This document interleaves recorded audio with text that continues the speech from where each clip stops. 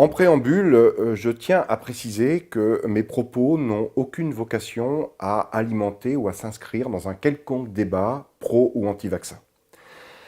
Mes propos, outre leur vocation pédagogique, ont pour but de soulever un certain nombre de questionnements et d'analyser de façon la plus objective possible les risques potentiels liés à la nouvelle génération de vaccins pour lutter contre la Covid-19.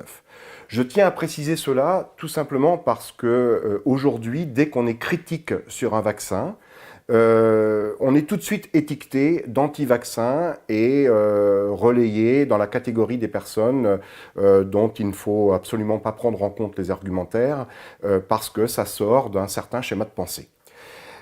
Pour ma part, je n'ai absolument aucun désaccord de principe avec la vaccination et je suis moi-même vacciné contre un certain nombre de maladies et simplement je me qualifierais de vaccino-prudent.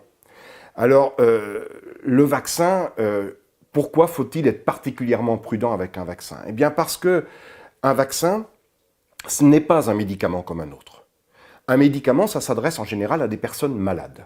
Et donc, lorsque l'on est malade, eh bien, on est prêt à accepter un certain nombre d'effets secondaires, dès lors que ces effets secondaires sont minimes par rapport aux bénéfices tirés du médicament vis-à-vis de la maladie dont on souffre. Et donc, c'est le problème, c'est la question du rapport bénéfice-risque. Et dès lors que ce rapport est favorable, on accepte un certain nombre d'effets secondaires. Et même dans le cas de certaines maladies beaucoup plus graves, de maladies où, je dirais, il n'y a plus grand-chose à espérer, bien évidemment, on est prêt aussi à accepter une part de risque. Cette acceptabilité du risque, cette acceptabilité de l'effet secondaire, eh bien, ne vaut pas pour un vaccin. Pourquoi elle ne vaut pas pour un vaccin? Parce que le vaccin s'adresse à des personnes en bonne santé. On ne s'adresse pas à des personnes malades. On est dans une démarche de prévention. Il s'agit donc de prévenir. Et donc, on est en bonne santé, on va se faire vacciner, on ne veut pas revenir malade. Donc, il y a une exigence du point de vue de la sécurité du vaccin qui est supérieure à l'exigence, même si effectivement un médicament classique doit être correctement évalué, bien sûr, mais il y a une exigence de la sécurité du vaccin qui est supérieure à celle du médicament classique. C'est-à-dire qu'en fait, avec le vaccin, on est un petit peu comme dans le cadre de l'aliment. Un aliment, on le prend bien sûr pour se nourrir, mais on le prend aussi, dans nos sociétés occidentales, on a cette chance, pour se faire plaisir, mais en aucun cas pour être malade. Donc on a inévitablement une exigence de sécurité sanitaire de l'aliment qui est beaucoup plus stricte que celle du médicament, et le vaccin se situe en fait à l'interface. Il est à l'interface, pourquoi? Parce que c'est un médicament, de fait, qui nécessite une prescription, mais c'est un médicament pour lequel l'exigence en termes de sécurité sanitaire est aussi stricte que celle de l'aliment.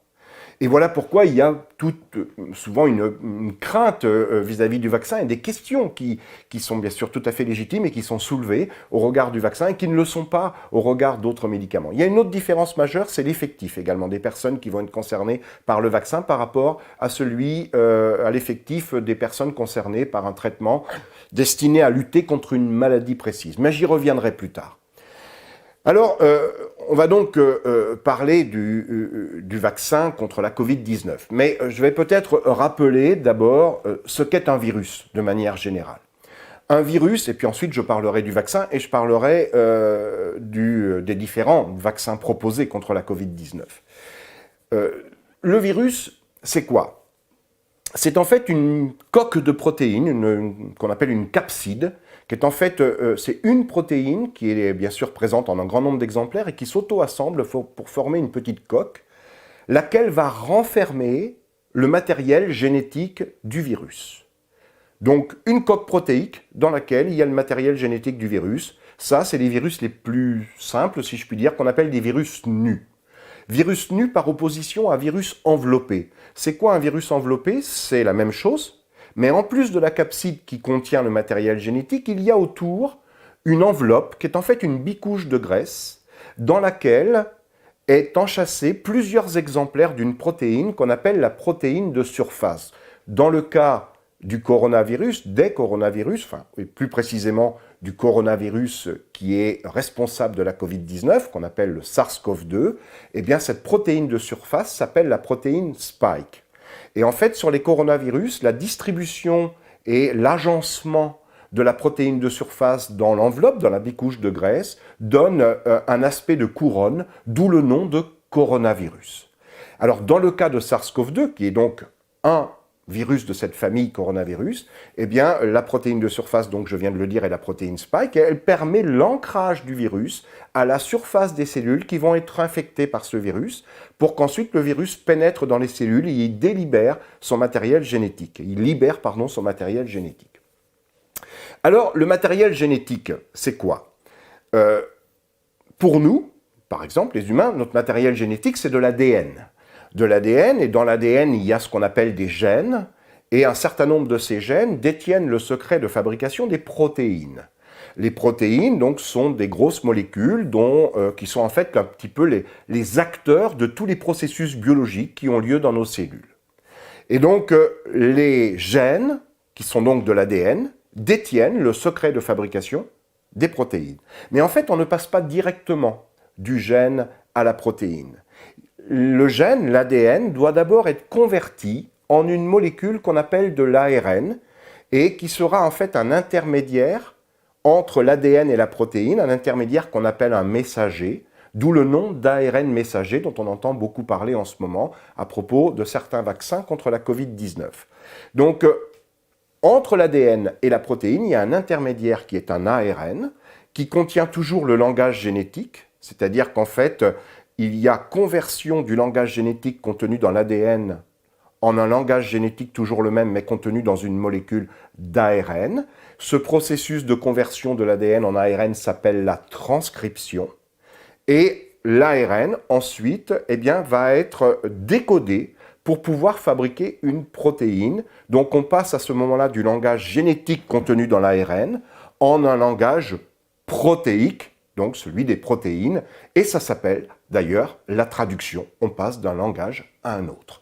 Donc 2 étapes pour passer du gène à la protéine.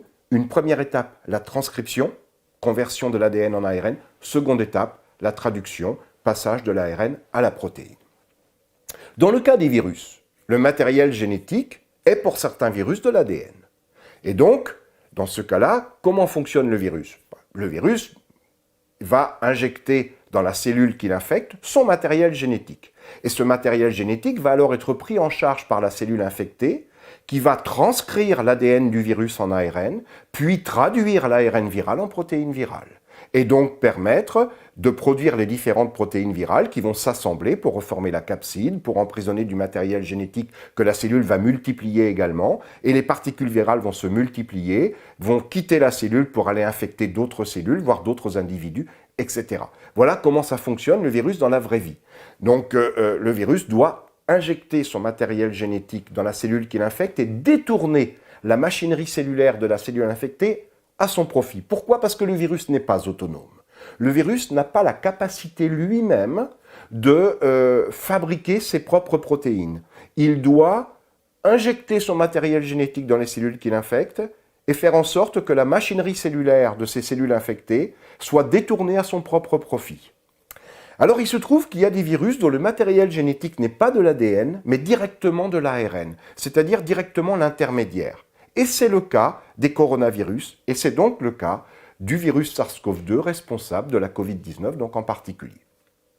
Dans ce cas-là, le virus injecte son ARN qui est directement pris en charge par la machinerie de traduction de la cellule infectée, qui n'aura pas besoin donc de transcrire, c'est déjà fait, mais qui va traduire cet ARN en protéines virales qui vont permettre l'assemblage de particules virales, etc. Et on retombe dans le même schéma que celui que je viens de décrire pour les virus à ADN. Alors SARS-CoV-2, c'est donc un virus à ARN. Voilà, donc on a affaire à un virus enveloppé, dans le cas de SARS-CoV-2, c'est-à-dire qu'en plus de la capside qui contient l'ARN, on a une enveloppe, une bicouche de graisse, à la surface de laquelle se trouve donc un certain nombre d'exemplaires de la protéine spike qui permet à ce virus de s'ancrer sur les cellules cibles et de les infecter, c'est-à-dire de leur injecter son matériel génétique pour que la cellule donc l'utilise et fabrique des nouvelles particules virales. Alors maintenant, le vaccin, c'est quoi le vaccin?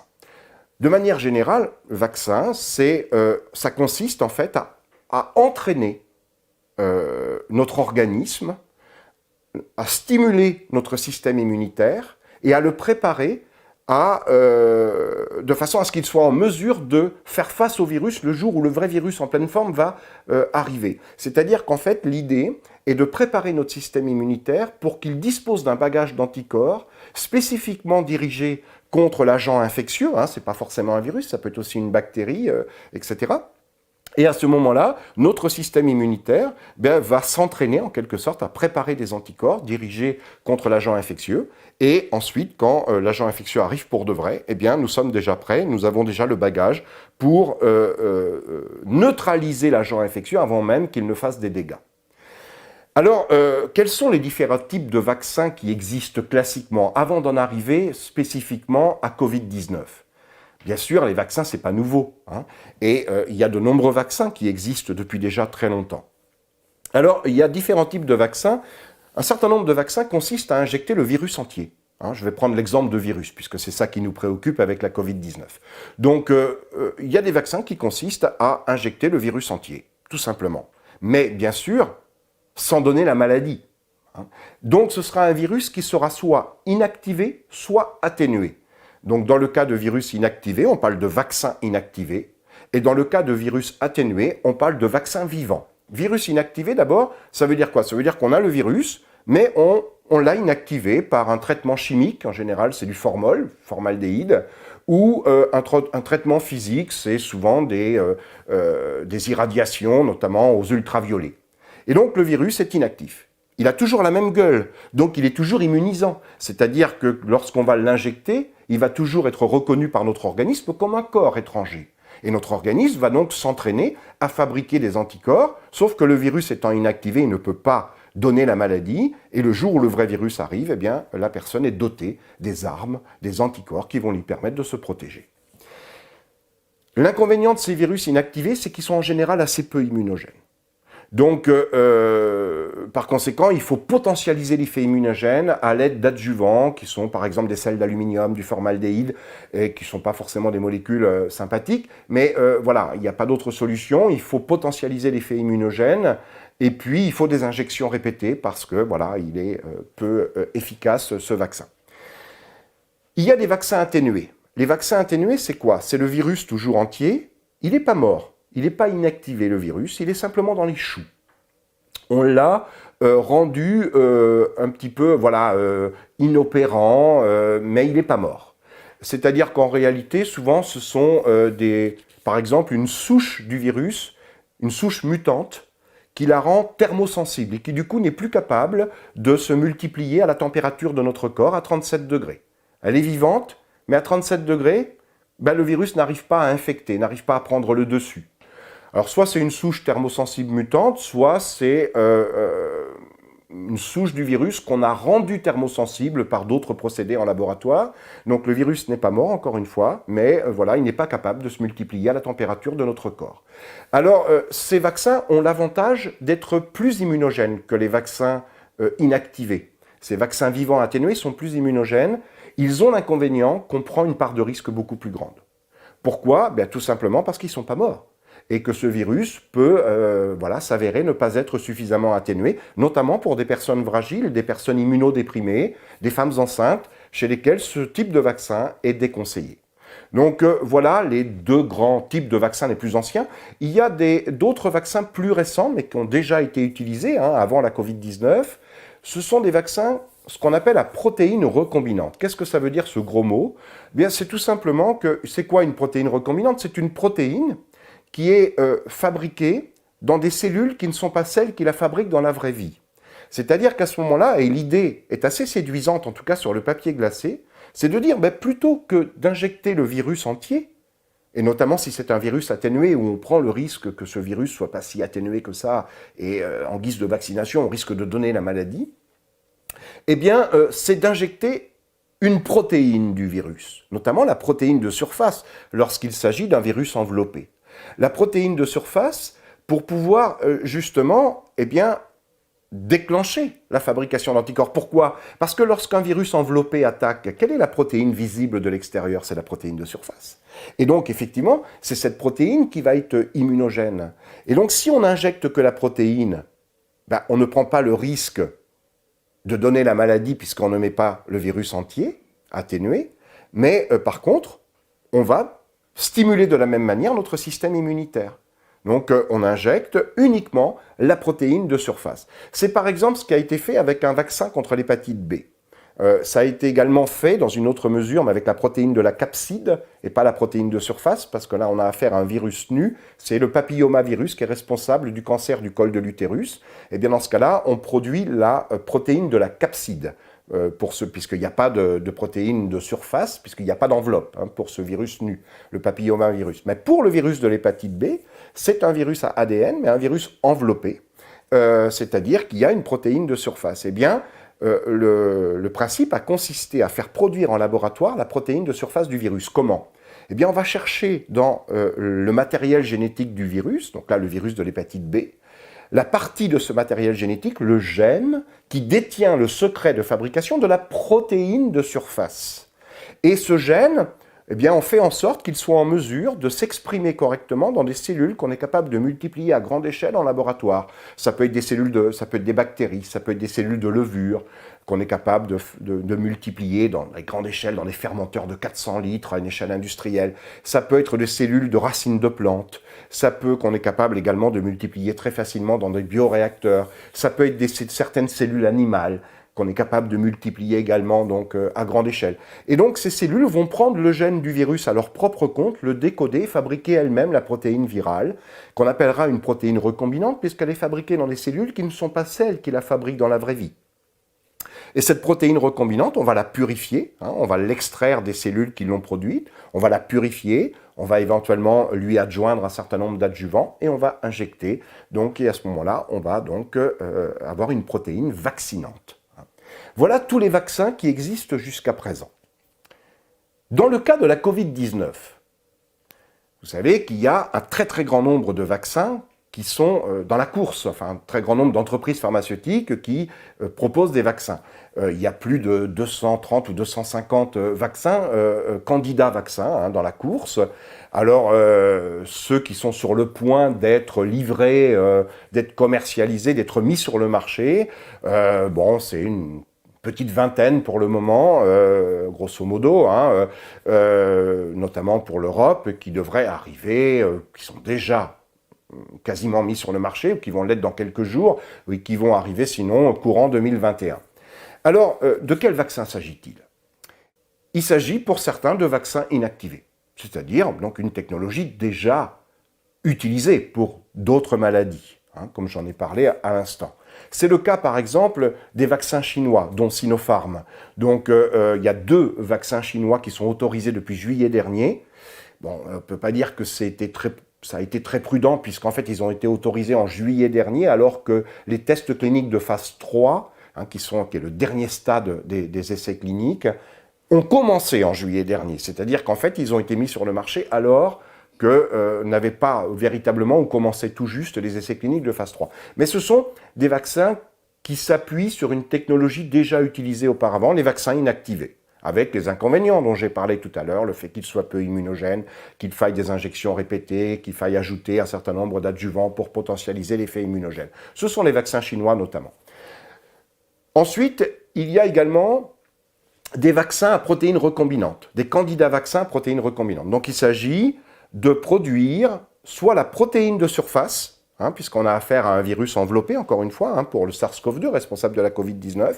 Donc il s'agit là de prendre le gène, la partie du matériel génétique de SARS-CoV-2 qui détient le secret de fabrication de la protéine de surface, de l'introduire dans des cellules que l'on cultive à grande échelle en laboratoire, et on va produire la protéine de surface. C'est par exemple le projet développé par Novavax, donc une entreprise pharmaceutique donc, qui va proposer dans un certain délai donc, ce vaccin, donc vaccin à protéines recombinantes. C'est le cas également de l'entreprise canadienne Medicago, qui elle produit non pas la protéine de surface, mais fait le pari de la protéine de la capside.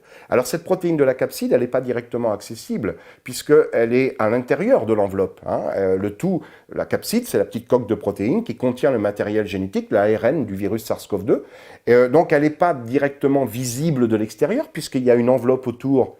Et ce qui est visible, c'est la protéine spike, la protéine de surface. Mais Medicago fait le pari de la protéine de la capside, et donc produit dans des cellules de plantes qu'on appelle des cellules transgéniques. Pourquoi? Parce qu'une cellule transgénique, c'est une cellule dans laquelle on a mis un gène étranger qu'on appelle un transgène. La technique s'appelle la transgénèse. Eh bien, le gène étranger est ici un gène du virus SARS-CoV-2 qu'on a mis dans des cellules de plantes pour l'entreprise Medicago pour produire donc la protéine de la capside qui va s'auto-assembler d'ailleurs et qui va faire une capside, mais une capside vide. Qu'on appelle une particule qui ressemble à un virus-like particle en anglais. Et donc c'est la capside vide, voilà, mais c'est la protéine de la capside qui a donc été produite dans des cellules transgéniques en laboratoire, et puis Novavax, elle, eh bien, produit la protéine de surface, la protéine recombinante. Il y a également un projet de Sanofi, Pasteur, donc sur ce type de vaccin à protéines recombinantes. Voilà, donc ça, ce sont des vaccins qui étaient déjà connus, qui avaient déjà été utilisés pour d'autres maladies. Il y a une nouvelle génération de vaccins qui arrive dans le cas de la Covid-19.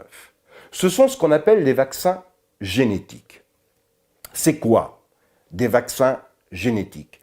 Des vaccins génétiques, ça consiste à injecter dans les cellules de la personne à vacciner, non pas le virus entier, non pas une protéine du virus, mais le matériel génétique du virus, ou en tout cas une partie de ce matériel génétique qui détient le secret de fabrication de, par exemple, la protéine Spike, la protéine de surface, donc la protéine immunogène.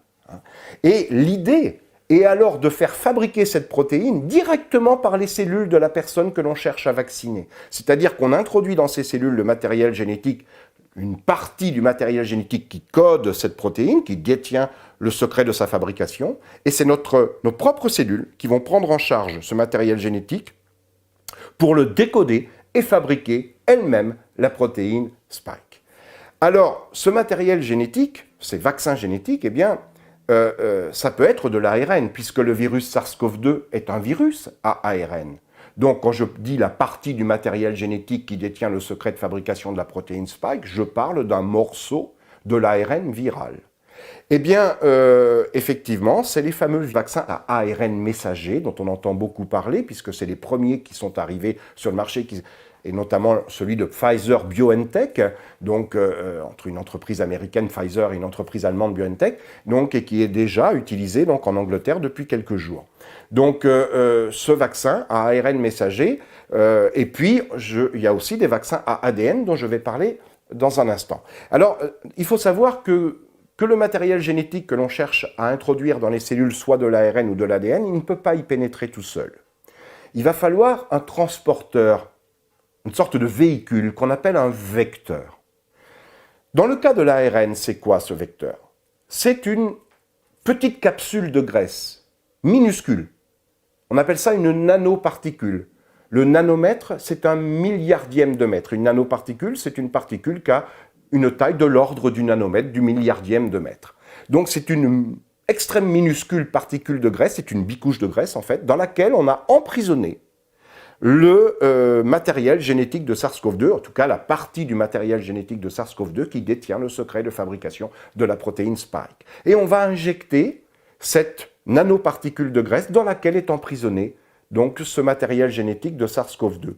Et en fait, nos propres cellules sont elles-mêmes limitées par une bicouche de graisse. C'est-à-dire que ce qui limite nos cellules, qu'on appelle la membrane plasmique, c'est une bicouche de graisse. Et donc cette bicouche de graisse n'aura aucune difficulté à venir fusionner avec la bicouche de graisse de nos cellules pour libérer son contenu dans la cellule, c'est-à-dire son contenu, c'est-à-dire la partie du matériel génétique de SARS-CoV-2 qui détient le secret de fabrication de la protéine Spike. Et donc nos cellules vont alors prendre cet ARN viral à leur propre compte, le décoder et fabriquer la protéine Spike. Donc ça, c'est donc les vaccins dont on parle beaucoup avec d'une part Pfizer-BioNTech et d'autre part Moderna.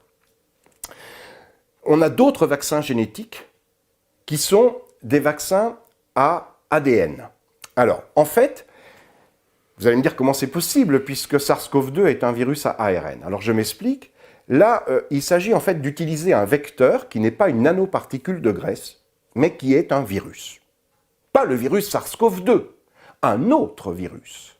Un virus qu'on va utiliser pour ses propriétés naturelles de virus, qui sont celles de pouvoir injecter du matériel génétique dans les cellules, puisque c'est ce que fait un virus. Un virus, quand il infecte les cellules hôtes, eh bien, il y injecte son propre matériel génétique. Il a donc cette capacité naturelle à véhiculer du matériel génétique dans les cellules qu'il infecte. Eh bien, utilisons cette propriété naturelle du virus. Alors, dans le cas des vaccins qui sont développés notamment par AstraZeneca ou par également Sputnik, vous savez, le fameux, donc c'est l'Institut Gamaleya en Russie qui développe le vaccin Sputnik, eh bien, ce sont des vaccins qui utilisent comme vecteur du virus recombinant. Ce virus recombinant est un adénovirus. C'est quoi un adénovirus? Comme son nom l'indique, c'est un virus à ADN, son matériel génétique est de l'ADN.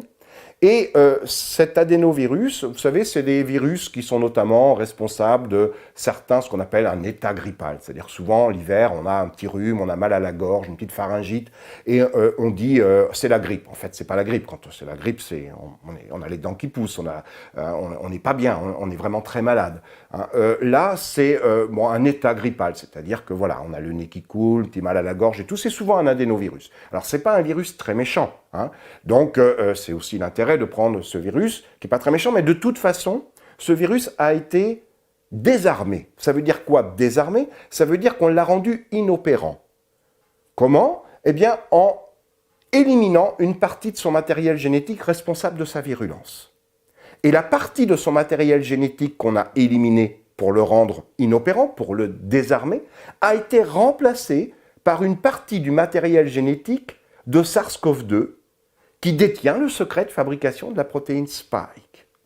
Et ce qui veut dire que cet adénovirus va alors délivrer dans nos cellules du matériel génétique hybride, qui est une partie de son propre matériel génétique et une partie du matériel génétique de SARS-CoV-2. Ça s'appelle un virus recombinant parce qu'on a fait en fait une recombinaison de son matériel génétique puisqu'on a inséré du matériel génétique d'un virus, le virus contre lequel on cherche à vacciner, SARS-CoV-2, dans le matériel génétique naturel de ce virus utilisé comme vecteur. Alors évidemment, il y a un petit souci. L'adénovirus, c'est un virus à ADN. Le SARS-CoV-2, c'est un virus à ARN. Or, il est impossible d'insérer de l'ARN dans de l'ADN, tout comme il est impossible de faire le contraire. Donc, on ne peut pas insérer de l'ARN dans de l'ADN. Ça veut dire que, comment on a fait? Eh bien, l'ARN du virus SARS-CoV-2, on l'a converti en ADN. Comment est-ce possible? Je vous ai dit qu'on pouvait passer de l'ADN à l'ARN, ça se fait dans nos cellules, ça se fait naturellement, ça s'appelle la transcription. On convertit le langage génétique contenu dans l'ADN en langage génétique contenu dans l'ARN. Mais le passage inverse de l'ARN à l'ADN, est-ce possible? Eh bien, c'est possible grâce à une enzyme virale. Par exemple, typiquement le virus du sida, qui est un virus à ARN, mais qui, dans son cycle de développement, a besoin, contrairement à SARS-CoV-2, de convertir son ARN en ADN. Puis ensuite, cet ADN est transcrit puis traduit en protéines virales. Donc, en fait, il existe une enzyme dans le virus VIH, et pas seulement dans ce virus-là, dans d'autres virus qu'on appelle des rétrovirus. Il existe une enzyme qui s'appelle la transcriptase inverse. Pourquoi? Parce qu'elle fait l'inverse d'une transcription, c'est-à-dire qu'elle convertit l'ARN en ADN. Bien ça, on le fait en laboratoire. On récupère l'ARN viral de SARS-CoV-2, on le convertit en ADN grâce à la transcriptase inverse, ça se fait dans un tube à essai, et on va récupérer la version ADN de SARS-CoV-2, qui n'existe pas dans la vraie vie, mais qu'on a fabriqué en laboratoire. Et on va récupérer de cet ADN la portion qui détient le secret de fabrication de la protéine Spike, et on va mettre cette portion ADN, copie ADN de l'ARN de SARS-CoV-2, dans l'ADN du virus, de l'adénovirus. Et à ce moment-là, on va utiliser les propriétés naturelles de l'adénovirus à délivrer, cette fois-ci, non plus de l'ARN, mais de l'ADN recombinant, dont une partie sera ce qui reste de l'ADN de l'adénovirus, la partie qu'on n'a pas éliminée, et l'autre partie sera une copie ADN de l'ARN de SARS-CoV-2 qui détient le secret de fabrication de la protéine Spike. Et à ce moment-là, nos cellules ne vont pas se contenter de traduire, elles vont transcrire en ARN, puis traduire en protéine Spike. Voilà les deux types de vaccins génétiques. Vaccin à ARN avec un véhicule, un vecteur qui est une nanoparticule de graisse, une bicouche de graisse, et vaccin à ADN avec un véhicule qui est un vecteur, qu'on appelle un vecteur recombinant. Alors maintenant, quels sont les questionnements nouveaux et les risques nouveaux potentiels que cela engendre? Ces vaccins génétiques, donc, qu'on n'a jamais utilisés ou quasiment jamais jusqu'à présent, et qu'on veut utiliser contre la Covid-19. Pour un certain nombre d'industries pharmaceutiques, ce sont ces vaccins qui sont proposés. Alors, d'abord, prenons le cas des vaccins à ADN, type AstraZeneca, Sputnik. Ces virus à ADN, ces vaccins à ADN, qui utilisent donc un vecteur viral, un vecteur recombinant, un adénovirus, eh bien, vont injecter de l'ADN. Dès lors qu'on injecte de l'ADN dans nos cellules, je rappelle que notre propre matériel génétique de nos cellules, c'est de l'ADN. Et contrairement à l'ARN qui ne peut pas s'intégrer dans l'ADN, comme je l'ai dit tout à l'heure, l'ADN, lui, peut s'intégrer dans l'ADN. Et donc, on a des risques d'intégration de l'ADN vaccinant dans nos propres chromosomes. Alors, c'est-à-dire qu'il peut aller s'insérer. Le problème, c'est qu'on ne maîtrise absolument pas l'endroit où ça peut s'insérer. Et ça, on a déjà un petit peu malheureusement, d'expériences malheureuses avec ça. Parce que ce type de vecteurs qu'on appelle des virus recombinants sont déjà utilisés dans un certain nombre d'essais cliniques, notamment de thérapie génique. C'est quoi la thérapie génique ? Le but, c'est d'introduire dans nos cellules, dans les cellules d'un enfant malade, par exemple, un enfant par exemple, qui a un gène muté qui le rend très malade, donc un gène abîmé. Et on veut lui apporter la version normale de ce gène, c'est-à-dire un gène réparateur. Il s'agit donc d'un gène humain qu'on introduit dans des cellules humaines. Ce n'est donc pas de l'ADN étranger. Mais, par contre, cet ADN, d'ailleurs, on veut qu'il aille s'insérer dans les chromosomes du patient, dans les chromosomes de l'enfant, pour qu'il s'y maintienne de façon stable et qu'il permette de réparer de façon pérenne le gène abîmé chez l'enfant. Donc là, il y a une volonté qu'il aille s'intégrer. Cette volonté, on ne l'a pas dans le cas du vaccin. Mais ça peut arriver. Mais dans le cas de la thérapie génique, c'est vraiment la volonté, c'est que ça aille s'intégrer. Le problème, c'est qu'on ne maîtrise pas l'endroit où ça va s'intégrer. Et il y a eu notamment un essai de thérapie génique réalisé sur 10 enfants, où 2 de ces 10 enfants ont eu de gros problèmes parce que l'ADN réparateur est allé s'insérer à un endroit malheureux. C'est quoi cet endroit malheureux? C'est notamment ce qu'on appelle des oncogènes. Des oncogènes, ce sont des gènes de cancer. C'est quoi des gènes de cancer? C'est des gènes où tout va bien lorsqu'on les laisse tranquilles, mais lorsqu'on vient les perturber, modifier leur fonctionnement, leur expression, ils vont entraîner une prolifération cellulaire et éventuellement un cancer. Ce qu'on appelle des oncogènes. Il se trouve que l'ADN réparateur, lors de ces tests de thérapie génique, dans 2 cas sur 10, est allé s'insérer dans des oncogènes et ces enfants ont développé des leucémies. Donc ça, c'est quelque chose qui a été relaté dans une publication en 2003 et il s'agissait d'un essai de 2002, un essai de thérapie génique. Et ce sont les mêmes types de vecteurs, d'ailleurs c'était un adénovirus recombinant qui avait été utilisé comme on l'utilise ici dans le cadre des candidats vaccins comme celui d'AstraZeneca ou de Sputnik, du vaccin russe. Donc ça s'appelle de la mutagénèse insertionnelle. C'est un gros mot encore. Ça veut dire quoi? Mutagénèse, c'est quand on fait des mutations, c'est-à-dire qu'on perturbe les gènes, nos gènes, qu'on vient les modifier la structure de nos gènes, etc. Et insertionnelle parce que c'est provoqué par une insertion d'ADN étranger. Dans ce cas-là, dans le cas d'un vaccin, c'est de l'ADN étranger qui peut aller s'insérer. Donc ça, ce risque est à prendre évidemment en considération parce que, quand on fait un essai sur 10 enfants et puis qu'il y a 2 enfants sur 10, ça fait beaucoup. Et là, je vais y revenir, mais là, on va pas vacciner 10 personnes. On va vacciner des millions, des centaines de millions, voire des milliards de personnes. Donc évidemment, on ne peut pas faire l'économie de ce risque. Il y a un autre risque potentiel qui est directement lié, encore une fois, au vaccin utilisant comme vecteur un virus, comme l'adénovirus dont on vient de parler. Cet adénovirus, c'est un virus. Il est étranger à notre corps. Et donc, il n'est pas innocent vis-à-vis de notre système immunitaire. Et il peut déclencher des réactions immunitaires inopportunes qui vont venir perturber la réponse souhaitée, c'est-à-dire la réponse vaccinale, la réponse contre le virus contre lequel on veut vacciner, qui est ici SARS-CoV-2. Et ça aussi, il y a eu un certain nombre d'essais cliniques de thérapie génique et d'immunothérapie. L'immunothérapie, ça consiste en fait à essayer de développer, c'est une stratégie qui est utilisée pour lutter contre certains cancers, où le but est d'essayer de faire développer chez le patients atteints de ce cancer des anticorps qui vont reconnaître spécifiquement les cellules cancéreuses pour les éliminer. Spécifiquement les cellules cancéreuses et pas les autres. Et donc, ça passe aussi par une délivrance de matériel génétique qui utilise comme vecteur des virus recombinants, tels que les adénovirus. Et il y a eu un certain nombre d'essais cliniques en Belgique, par exemple, d'immunothérapie, qui ont conduit à de l'immunotoxicité, c'est-à-dire des réponses immunitaires indésirées, qui peuvent aller de la maladie auto-immune à des choses beaucoup plus méchantes encore et beaucoup plus sévères, comme une réponse inflammatoire systémique fatale qui a provoqué, dans le cas d'un essai de thérapie génique sur 18 personnes, eh bien l'une de ces 18 personnes a été, à cause du virus, a eu une réaction, une réponse inflammatoire systémique fatale qui a conduit à sa mort. Donc, évidemment, une personne sur 18, bon, voilà, ça mérite quand même même si ce n'est pas un effectif peut-être suffisant pour faire des statistiques, mais en tout cas suffisamment inquiétant pour prendre des précautions, dès lors qu'encore une fois, on va ici vacciner massivement et donc un très grand nombre de personnes.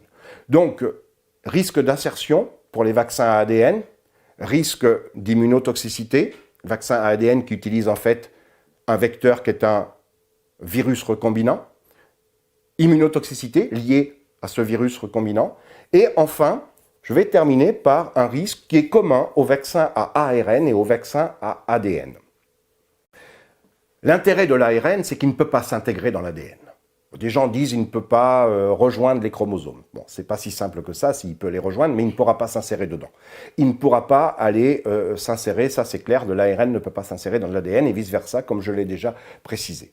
Par contre, il y a un risque qui est totalement, qui est commun à l'ADN et à l'ARN, donc que ce soit le vaccin de Pfizer, BioNTech et Moderna ou le vaccin d'AstraZeneca ou Sputnik, eh bien, c'est le risque de recombinaison virale. C'est quoi la recombinaison virale? Il se trouve que les virus adorent échanger du matériel génétique entre eux. Alors, attendons-nous bien, ça ne peut se faire qu'entre virus de même nature. Toujours pour la même raison, c'est que de l'ARN ne peut pas s'intégrer dans de l'ADN et inversement. Donc, ça concerne soit deux virus à ARN, soit deux virus à ADN. Mais dès lors qu'ils sont de même nature, c'est-à-dire tous les deux à ADN, tous les deux à ARN, ils peuvent échanger des morceaux de leur matériel génétique l'un avec l'autre. Ça s'appelle la recombinaison. Ce n'est pas spécifique au virus, la recombinaison, mais elle est particulièrement efficace, exacerbée chez les virus. Et encore plus quand il s'agit de virus qui se ressemblent, c'est-à-dire de la même famille. Il ne faut pas seulement qu'ils soient de même nature, mais en plus de la même famille. Alors, ça ne veut pas dire que ça ne peut pas arriver entre virus assez éloignés, pourvu qu'ils soient de la même nature, c'est-à-dire tous les deux ARN ou tous les deux ADN, mais c'est moins fréquent. Mais, ceci dit, ça peut arriver aussi. Et ça arrive encore plus quand ce sont des virus qui se ressemblent. Ça conduit à des virus recombinants, si ces deux virus se rencontrent et échangent des morceaux. Et le virus recombinant, ça veut dire que vous avez un virus parental 1, un virus parental 2, ils échangent des morceaux et ça donne un virus recombinant 1, un virus recombinant 2, qui en fait dont le matériel génétique sera constitué en partie du matériel génétique du virus parental 1 et en partie du matériel génétique du virus parental 2. Ces virus recombinants, en général, ça fait peur. Pourquoi ?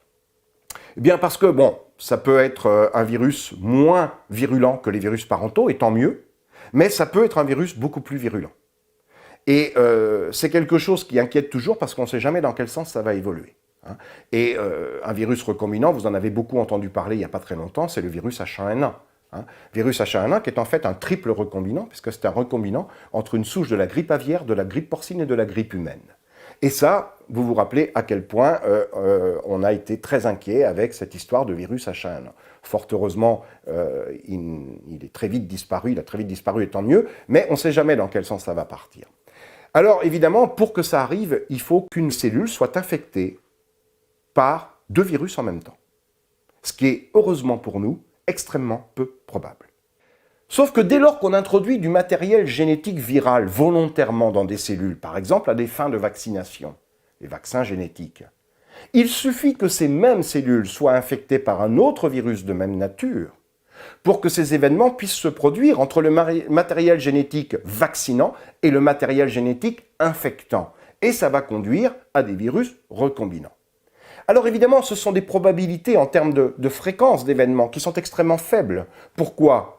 Eh bien, parce qu'il faut que les cellules soient infectées les cellules qui ont reçu le matériel génétique vaccinant soient infectées par un autre virus de même nature, hein, et au même moment.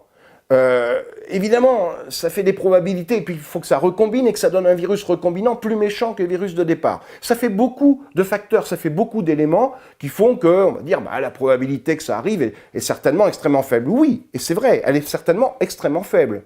Alors, je sais pas, parlons d'une fréquence faible de recombinaison de 10-7, 10-8. Ça veut dire quoi? Ça veut dire une personne sur 10 millions ou une personne sur 100 millions. On va dire, écoutez, c'est faible comme fréquence. Et quand bien même ça arriverait, c'est très malheureux pour la personne chez qui ça va arriver.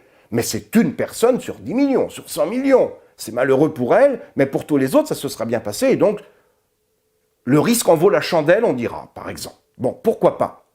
Sauf que c'est là que le risque ne doit plus être considéré à l'échelle de l'individu, mais à l'échelle de la population. Et ça, malheureusement, c'est quelque chose dans les nombreux débats que l'on a en ce moment, à la télévision, à la radio, où on parle des problèmes potentiels que pourraient poser ces nouveaux vaccins. Cette question du risque à l'échelle de la population n'est jamais, jamais abordée. Qu'est-ce que ça veut dire? Si cet événement de recombinaison virale devait se produire, et vous comprenez bien que même si sa fréquence est faible, 10-7, 10-8, c'est-à-dire une personne sur 10 millions, sur 100 millions, dès lors qu'on vaccine des centaines de millions de personnes, voire des milliards de personnes, la probabilité que ça arrive n'est pas nulle. Mais on va vous dire, oui, c'est extrêmement faible. Le problème, c'est que les conséquences ne seront pas que pour la personne chez laquelle émerge ce virus recombinant. Ce virus recombinant, s'il est plus virulent, il va bien sûr se multiplier, c'est-à-dire que la personne va être victime de ce virus, la personne vaccinée en question. Ce virus va se propager, va quitter les cellules en question, va aller infecter d'autres cellules et d'autres individus. Et n'oublions pas qu'il suffit qu'un virus émerge un jour, quelque part, pour que les conséquences soient colossales et mondiales. Ce que nous a bien appris SARS-CoV-2, c'est qu'il suffit qu'un virus émerge un jour, quelque part, pour que les conséquences soient colossales et mondiales. Et donc, ce risque, même s'il est d'une faible fréquence, ça pose vraiment la question de la prise de ce risque. Parce que les conséquences, encore une fois, ne seront pas à considérer à l'échelle de l'individu, mais à l'échelle de la population totale, de la population mondiale. Alors on va me dire, oui, mais alors comment apprécier un tel risque? Même si aujourd'hui on a des tests de phase 3 qui sont particulièrement courts et qui sont donc de fait insatisfaisants, quand bien même nous ferions de véritables tests de clinique de phase 3 comme il se doit, c'est-à-dire sur plusieurs années, avec des énormes effectifs, on n'aura jamais les effectifs suffisants pour apprécier un tel risque, c'est vrai. Et donc ça pose la question de la stratégie vaccinale. C'est-à-dire, ne devrait-on pas avoir recours à une technologie vaccinale pour laquelle nous avons au moins déjà un certain recul, même si ça reste du cas par cas, mais parce que cette technologie a déjà été utilisée pour de nombreux autres vaccins, pour lutter contre de nombreuses autres maladies virales notamment. Et de ce point de vue-là, peut-être que les Chinois, même s'ils sont allés un peu vite en besogne, puisqu'ils ont autorisé leur vaccin avant même que ne démarre, ou au moment où a démarré les essais cliniques de phase 3, au moins ils s'appuient sur une technologie qui a déjà été largement utilisée. Là, on a une technologie nouvelle. Et j'ai envie de dire vraiment, voilà, on a un nouveau virus qui s'appelle SARS-CoV-2, qui nous réserve d'énormes surprises, qui est absolument totalement incompréhensible par certains aspects. 3 personnes infectées dans le même foyer, on dit un cluster, parce qu'il faut parler anglais pour faire intelligent, mais dans le même foyer, c'est-à-dire voilà, un même groupe de personnes, 3 personnes qui vont être infectées, donc de toute évidence par exactement la même souche, et bien pourtant n'auront pas les mêmes symptômes. En dehors du fait que si la personne est vulnérable, fragile, elle va peut-être avoir une forme grave et se retrouver en réanimation à l'hôpital. Mais même pour les formes pas graves, eh bien on n'a pas les mêmes symptômes. Il y a des personnes qui vont perdre le goût et l'odorat sans le retrouver avant plusieurs mois, d'autres qui vont le retrouver au bout de quelques jours, d'autres qui ne l'ont pas encore retrouvé alors qu'ils ont été infectés carrément au mois de mars, au début, pour ce qui est de la France, du premier confinement. Donc voilà, c'est imprévisible. Et donc, n'ajoutons pas à l'incertitude et à l'imprévisibilité d'un virus, l'incertitude et l'imprévisibilité d'une technologie. Je trouve qu'on fait un cumul de choses qui n'est pas acceptable. On a ici affaire à un nouveau virus, et donc, pourquoi avoir affaire à une nouvelle technologie alors qu'il existe d'autres technologies pour lesquelles on a quand même un petit peu plus de recul. Et puis ça pose aussi la question des autres stratégies que les stratégies vaccinales, des stratégies thérapeutiques, préventives ou curatives. Il y en a un certain nombre qui sont en développement dans les laboratoires, mais il se trouve que du point de vue de l'aide financière, les États ont mis tous les œufs dans le même panier en misant tout sur le vaccin et en donnant beaucoup d'argent à des entreprises pharmaceutiques qui développent des projets de vaccins et en laissant de côté d'autres projets qui pourraient peut-être s'avérer très prometteurs. Donc ne devrait-on pas être prudent? Par exemple, on nous dit « la France est en retard ». La France est en retard parce que le vaccin français va arriver plus tardivement, a priori, que les autres vaccins. Mais on n'est pas dans une compétition sportive. On n'est pas, la question n'est pas de savoir qui va arriver le premier sur la ligne, mais qui va arriver. Et qui va arriver dans les bonnes conditions. Et moi, personnellement, qu'on me dise qu'une entreprise, son vaccin ne va pas être prêt tout de suite, ça me rassure. C'est pas forcément, ça ne veut pas dire qu'il n'y aura pas forcément de problème, mais en tout cas, il ne faut pas faire n'importe quoi. Il s'agit d'essayer de lutter contre une pandémie et il ne faut pas lutter n'importe comment parce qu'il ne faut pas que le remède soit pire que le mal. Et donc, il faut peut-être effectivement trouver le moyen de cohabiter un peu plus longtemps avec le virus sans sacrifier.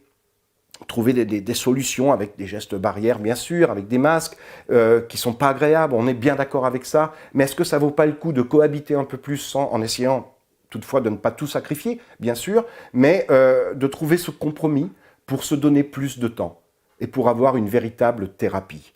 La biosécurité, la fiabilité n'est pas compatible avec l'urgence, que cette urgence soit d'ordre politique, sanitaire ou une urgence financière pour toutes les entreprises qui se sont lancées dans la compétition, dans la course au vaccin. Parce que du coup, pour elles, c'est véritablement de la compétition. Mais on ne doit pas tomber dans ce jeu de la compétition.